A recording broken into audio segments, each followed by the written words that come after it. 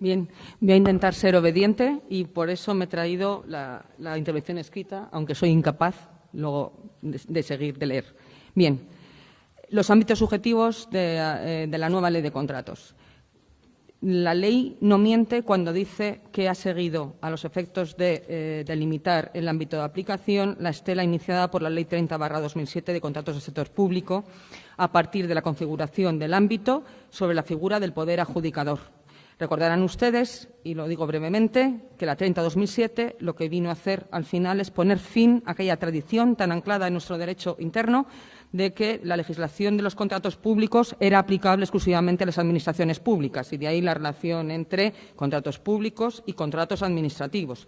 Recordarán ustedes que la legislación de contratos clásica se aplicaba a administraciones públicas entendidas como personas jurídico-públicas que sujetaban su actuación al derecho administrativo de tal manera que se escurrían por aquel agujero negro aquellos contratos celebrados por personas jurídico-públicas que por ley sujetaban su actividad al derecho privado y las personificaciones jurídico-privadas. Esta tendencia se puso fin, o a esta tendencia puso de alguna forma fin la 30/2007. Pero aquí entiendo que terminan las verdades, o por lo menos creo que empiezan las medias verdades de la ley de la exposición de motivos.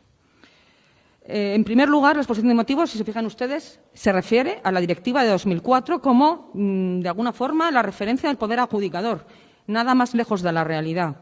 El concepto de poder adjudicador se encuentra en las directivas clásicas ya de finales de los años 70 y 80 y la definición que se contenía en aquellas directivas clásicas no ha cambiado ni una coma ni una letra. Es decir, es exactamente la misma. Por lo tanto, parece la ley de la impresión que el legislador hizo los deberes cuando debía, que en el año 2007 traspuso la directiva, el poder adjudicador de la Directiva de 2004. Mentira. Desde el año 93 se venía diciendo que la legislación española no estaba adaptada a la noción del poder adjudicador. Cierto es que luego ha habido mucha jurisprudencia, que ha habido mucha precisión por parte del Tribunal de Luxemburgo, pero de la misma forma hay que decir que el concepto de poder adjudicador, en el sentido que tiene ahora mismo, estaba ya en esas primeras directivas cuando todavía ni siquiera se había incorporado España a ellas. Simplemente recordar que el poder adjudicador, que es lo que dice ya la Ley 30/2007, que es lo que dice la directiva, que es lo que dice la ley actual, porque poder adjudicador es lo que dice exactamente la directiva, es 1, persona jurídica, personalidad jurídica propia; 2, entidad creada para satisfacer necesidades que no tienen carácter industrial ni mercantil. Y recuerdo, ¿qué son actividades que no tienen carácter industrial ni mercantil? Una actividad que no está sujeta a las reglas del mercado. ¿Por qué? Porque no buscan el lucro y porque, además, la entidad no soporta el riesgo de su mala o buena, bueno, mejor dicho, de su mala actuación. Nunca jamás se dejaría caer. Bien. Por lo tanto, hay que corregir o hay que precisar esta afirmación de la exposición de motivos. Y también es una verdad a medias, y esta es la segunda verdad a medias, esa alusión que tiene la exposición de motivos a que la única novedad que se produce en el ámbito de aplicación es las famosas instrucciones internas de contratación. Y aquí quiero decir que la exposición de motivos no responde a lo que ha sido en realidad.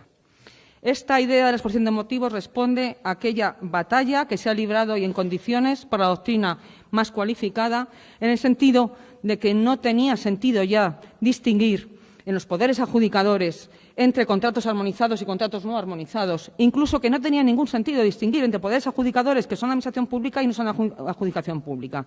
Miren ustedes, como son poderes adjudicadores, administraciones o no, que no realizan funciones sometidas a la libre competencia, que se les apliquen las mismas normas que las administraciones públicas. Y da igual, además, que sean armonizados o no armonizados. Esa era la idea inicial, la que parecía traslucir en la exposición de motivos, que al final no ha sido la que se ha recogido en la ley. Porque esta batalla que merecía la pena dar, se ha ganado a medias. Y se ha ganado a medias porque, efectivamente, para los contratos armonizados de los poderes adjudicadores que no son administración pública, se aplican las reglas de preparación y adjudicación de las administraciones públicas, con lo cual, efectivamente, estos se han igualado, se han uniformado, por decirlo. Sin embargo, en aquellos contratos de los poderes adjudicadores que no son armonizados, aquella intención de igualar ha quedado deshecha. ¿Por qué? Porque no se les aplican los actos preparatorios de las administraciones públicas, salvo aquellos específicamente determinados, esto es, aquellos que afectan su contratación, cláusulas sociales, cláusulas medioambientales y, en su caso, modificación. Y, en cuanto a los procedimientos de adjudicación, se dice que se podrán aplicar cualesquiera de los procedimientos establecidos para la adjudicación en la ley, y el único que se convierte o se mantiene con carácter excepcional es el procedimiento negociado sin publicidad.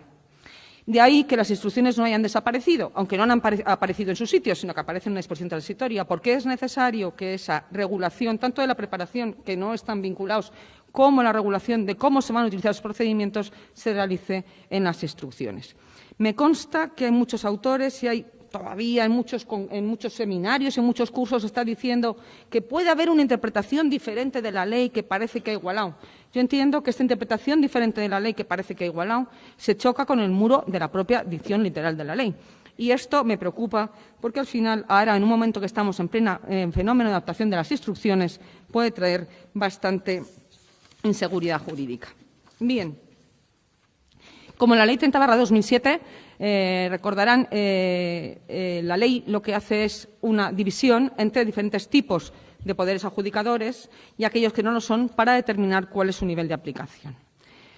En primer lugar, habla de un tipo de entes, y a ellos me voy a referir, que no son ni siquiera sector público, aquellos otros entes o entidades diferentes del sector público. Acuérdense de los contratos subvencionados, que siguen estando perfectamente regulados. Acuérdense de los órganos constitucionales y órganos de control, que siguen todavía en la disposición adicional 44, me parece que es, cuando tendrían que estar perfectamente en el artículo 3º, porque no hay ningún problema, porque hay otros entes que no son sector público, que están dentro del ámbito subjetivo. Por supuesto, los contratos subvencionados tampoco están en su sitio, no están en el artículo 3, están en el artículo 2, por remisión, además, al artículo 23. Tenemos también las corporaciones de derecho público, ahora ya están realmente incluidas, ya están mencionadas expresamente. No se diferencia entre contratos armonizados o no, pero solamente sujetan a la ley de contratos cuando reúnan las condiciones de poder adjudicador. Aquí, la condición de poder adjudicador, la batalla será por el tipo de actividad que realicen, si es industrial o mercantil, la hacen en condiciones de mercado, y también, lógicamente, el tema de la financiación pública, esto es, aquellos que se nutren fundamentalmente de cuotas, por ejemplo, estoy pensando en los colegios profesionales, de cuotas de colegiación obligatorias.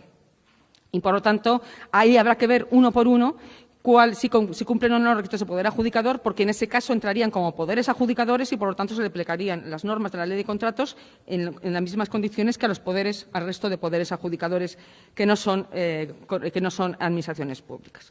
Y luego tenemos, supone que la gran novedad, que son los partidos políticos, sindicatos, asociaciones empresariales, fundaciones constituidos por los anteriores, a los que se les aplica la ley de contratos, siempre y cuando reúnan el concepto de poder adjudicador. Y si reúnen el concepto de poder adjudicador, tampoco se le aplican los procedimientos, solamente se le aplican los principios generales a los contratos armonizados. Tampoco estos contratos de los partidos políticos tienen una referencia expresa en el recurso especial. Si entendemos que cumplen las condiciones de poderes adjudicadores, tendrían que ir al recurso especial según el resto de contratos de los poderes adjudicadores. Pero, claro, realmente poderes adjudicadores no son, porque si nos vamos a la directiva, cuando define qué son los poderes adjudicadores, habla administraciones territoriales y entidades creadas por los anteriores. Esto es, al final está hablando de entes creados por los poderes públicos, no entidades creadas por los particulares. Bien, esto en cuanto a los que son entes que de una u otra manera se les aplica la ley de contratos del sector público, aunque no son sector público. En cuanto a la definición de las entidades del sector público, primero se definen, como antes, entidades del sector público, después administraciones, después poderes adjudicadores y ya esos otro tipo de entes. Bien. En la delimitación de las entidades del sector público, en principio, la ley no ha cambiado gran cosa desde la Ley 30/2017. Sí que se ha adaptado la terminología, claro. Ya no tenemos las entidades de la otra ley que existían antes, sino las nuevas entidades de la Ley 40/2015 de régimen jurídico de las administraciones públicas.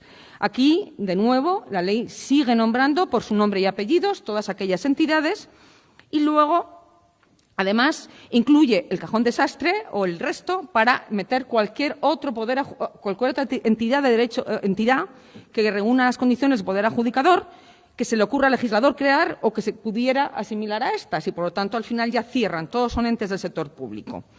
Bien, ¿alguna novedad? Pues alguna novedad tenemos, por ejemplo, que se mencionan por su nombre y apellidos los consorcios aduaneros, que antes estaban incluidos, pero con carácter amplio, porque no estaban mencionados por su nombre y apellidos. O, por ejemplo, la precisión de las fundaciones públicas, que sencillamente se ha especificado para evitar conductas patológicas. Esto es, por ejemplo, se añade que son fundaciones públicas aquellas que tienen aportaciones mayoritarias de administraciones o poderes adjudicadores, aunque no se hagan en el momento inicial, sino que sean posteriores, porque antes la ley solamente decía iniciales. Y entonces, estas son las típicas correcciones para evitar patologías. Bien, pero en principio estas son las novedades. Y una novedad, los fondos sin personalidad jurídica, que me llamaron muchísimo la atención. ¿Qué son estos fondos sin personalidad jurídica? Estos fondos sin personalidad jurídica es una figura que contempla la Ley General Presupuestaria, que son afectaciones presupuestarias a una determinada finalidad. Y se dice que no tienen personalidad jurídica. Entonces, vamos a verlo después cómo encajan. Bien, estos son en general el sector público, ¿vale? Entonces, tenemos administraciones públicas. Administraciones públicas tenemos que tampoco han variado en demasía. Tenemos nombrados por su nombre y apellidos administraciones territoriales, incluidas administraciones de territorios históricos.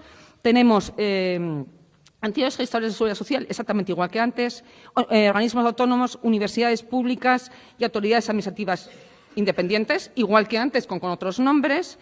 Y, para completar, todas aquellas entidades, que tengan personalidad jurídica pública, lo que significa es que no puede haber una administración pública con personificación privada, y esto igualmente se mantiene y se dice. Y 2, que además de tener una personificación jurídico-pública, no se financie mayoritariamente con ingresos de mercado. Y ahora lo que te dice es aplique usted los criterios de la contabilidad europea. ¿Cuándo no tienen ingresos de mercado? Otra vez estamos en lo mismo cuando no actúan sujetos a la regla de la competencia. Cuando los precios no se fijan en función de criterios de libre competencia, sino que se fijan en función de criterios políticos, por lo tanto los servicios son más baratos y, por lo tanto, los precios, los compradores, los vendedores, en este caso las entidades públicas, lo que quieren es ganar lo posible con su actividad de lucro. Bien. Y los compradores, además, eligen libremente aquello en función de las reglas de libre competencia y del libre mercado. Bien. Por lo tanto, administraciones públicas no hay demasiada novedad. En cuanto a los poderes adjudicadores que no son administraciones públicas, aquí la cosa ha cambiado un poquito. Y ha cambiado un poquito porque fíjense que hay poderes adjudicadores que en todo caso son poderes adjudicadores con independencia de cualquier otra cosa. Por ejemplo, las fundaciones públicas. Las fundaciones públicas son en todo caso poderes adjudicadores. Se las menciono ahora por su nombre y apellidos.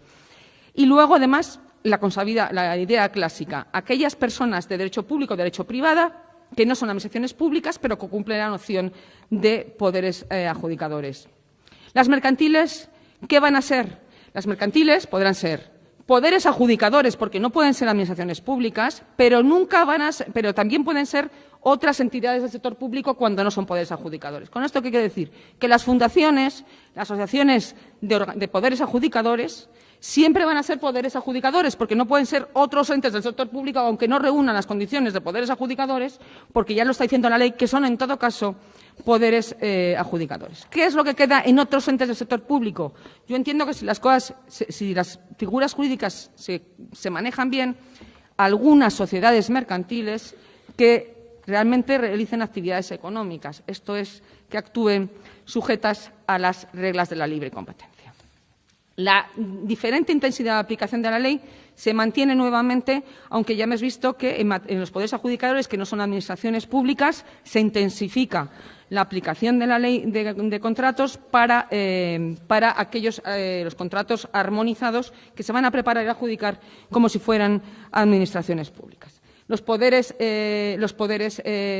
Otros entes distintos de los poderes adjudicadores tiene esa aplicación bastante light de los principios o de las reglas de la ley. Incluso creo que está peor regulado todavía, porque se contemplan las instrucciones, pero además se dice que se pueden adjudicar en contra de las instrucciones. O sea, se dice tendrán que tener instrucciones según las cuales se determinen cómo se va a contratar conforme a los principios generales de publicidad, igualdad, libre concurrencia, etcétera, etcétera. Pero luego resulta que te dice, en todo caso, se podrá aplicar en contra de esas instrucciones cuando se cumplen las siguientes reglas. Cuando sean por la adjudicación directa, por ejemplo, o cuando por encima de la adjudicación directa se publiquen en el perfil, etcétera, etcétera. Por lo tanto, yo creo que en este punto incluso la ley quizá ha vuelto a complicar la cuestión. Y ya para finalizar, y simplemente 2 segundos, la cuestión se ha terminado de perfilar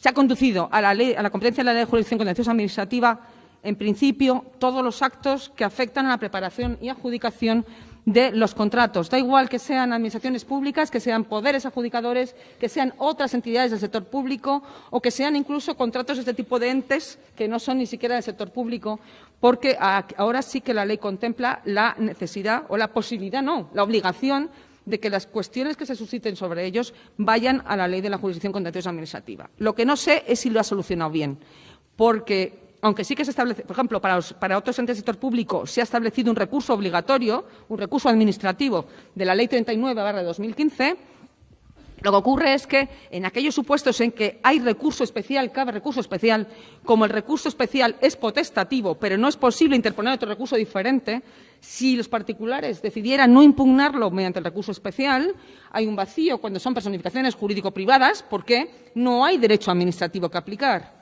Por lo tanto, yo creo o entiendo que esta forma de llevar al contencioso administrativo lo que va a obligar en muchos casos, para conseguir forzar la competencia de los tribunales contenciosos administrativos, es que el recurso especial se convierta en un recurso obligatorio cuando los actos de adjudicación proceden de entidades con personificación jurídico-privada. Porque si no, es impensable que una sociedad mercantil, por mucho que sea poder adjudicador, tenga posibilidad o sus actos puedan ir directamente a contencioso administrativo si previamente no se ha interpuesto el recurso especial que transforma lo privado directamente de alguna forma en público. Sencillamente he intentado dar una visión muy general y muy precipitada, pero bueno, es todo lo que se ha podido. Muchas gracias.